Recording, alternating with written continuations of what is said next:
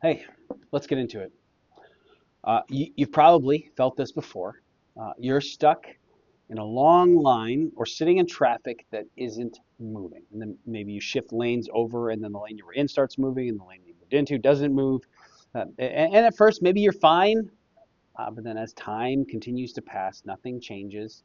And slowly, or maybe not so slowly, irritation builds. And it's not always about the situation, but maybe it's about the people around you. Someone cuts in, someone is just going too slow, someone's doing something slightly wrong. And suddenly your frustration has a target. That's what pressure does. It looks for somewhere to land. And that's what James wants to go at next. In James 5, verse 9. Do not grumble against one another, brothers, so that you may not be judged. Behold, the judge is standing at the door. Jesus is still talking about patience, but now he zooms in on what impatience produces. Don't grumble against one another. That word grumble carries the idea of like a quiet internal complaint.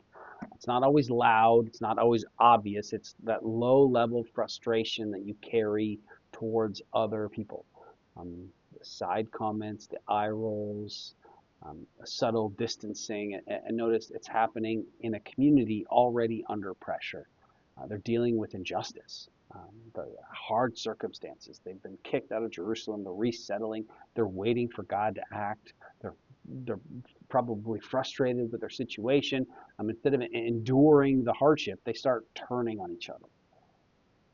That's the warning. When life feels difficult or slow, it's easy to misdirect your frustration. Instead of processing it with God, being honest with Him, we can easily project it onto other people. James says, don't do that. Don't do it. Because it doesn't just damage relationships, it does something deeper.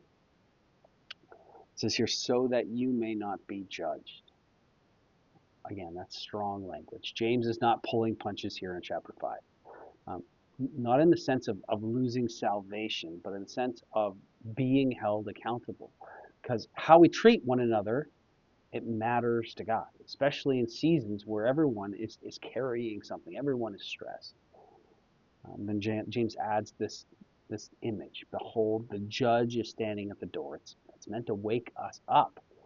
It's a reminder of the nearness of God. That God isn't distant from how you respond in these moments. He's not unaware of our tone or our attitude or the posture of our heart, how we view people. He sees it, which means that our everyday interactions, especially within the church, they carry weight. Even the small ones, maybe especially the small ones. And think about how this plays out. You're tired, you're stressed, things aren't going the way you hoped. Someone close to you, a spouse, a friend, a teammate, somebody in church becomes the easiest place to release that tension with a sharp response, a dismissive comment, of that withdrawal, not because they caused the problem, because they're nearby. They're collateral damage. And that is what James wants to address here. Patience isn't just about waiting well in circumstances, it's about treating people well in the middle of those circumstances. Because pressure reveals what's underneath. One of the clear signs of a steady heart is how it responds to others when things aren't going smoothly. This isn't just about stopping negative behavior, it's about recentering, about bringing your frustration to God before it leaks out into the people around you.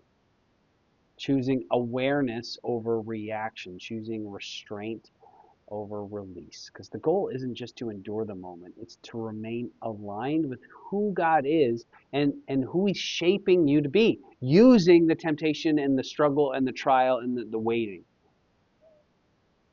today. Pay attention to where your frustration is going. Who is absorbing it? Where is it leaking out? What would it look like to pause before responding? And in those times, it's okay to wrestle with the frustration of a situation or a season or whatever that looks like. But take it to God. God can handle it. He wants us to bring those things to Him. He wants us to bring our frustration and our cares because often He's going to turn those back and bring us to a place where we trust Him, where we remember who we're talking to, where we remember who's in charge, instead of just dumping that pressure and the stress on those around us and taking it out, making us feel better, but not actually changing anything inside us or in the situation. So, wherever you find yourself, God goes with you today.